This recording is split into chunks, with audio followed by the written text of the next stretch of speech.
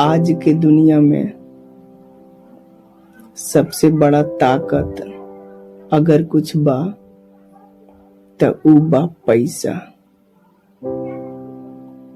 जब आदमी के लगे पैसा ना रहेला त लोग ओकर बात भी ना सुनेला,